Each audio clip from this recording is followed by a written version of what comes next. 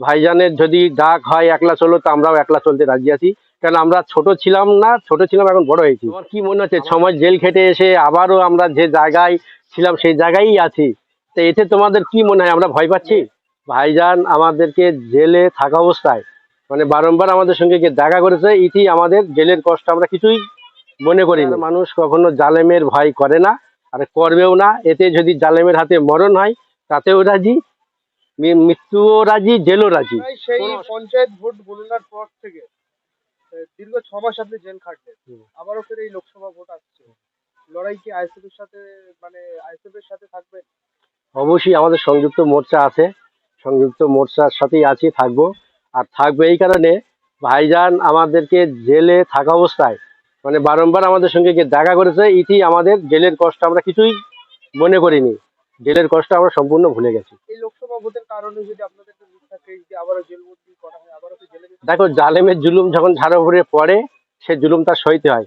ইমানদার মানুষ কখনো জালেমের ভয় করে না, আর করবেও না। এতে যদি জালেমের হাতে মরণ হয় তাতেও রাজি, মৃত্যুও রাজি, জেলও রাজি, কোনো অসুবিধাই। কাকে বোঝাচ্ছেন? হ্যাঁ, জালেম বলতে? জালেম সরকার, যে জালেম চলছে আমাদের এই বাংলায়, তো মানে চোর, আমফান, দুর্নীতি, মানে কি বলবো, বিভিন্ন রকমের মানে চুরির এতে পড়ে গেছে এই সরকার, নিচের তলা থেকে উপরতলা পর্যন্ত সম্পূর্ণ সব চোর।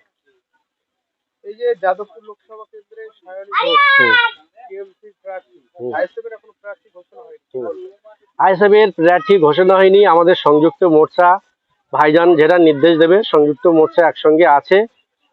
ভাইজানের যে নির্দেশ হবে সেই নির্দেশ অনুযায়ী আমরা কাজ করব, অসুবিধে নেই। সংযুক্ত মোর্চা আগামী দিনে ছিল, আশা করি এখনো থাকবে। যদিও না থাকে, ভাইজানের যদি ডাক হয় একলা চলো, তো আমরাও একলা চলতে রাজি আছি। কারণ আমরা ছোট ছিলাম না, ছোট ছিলাম, এখন বড় হয়েছি।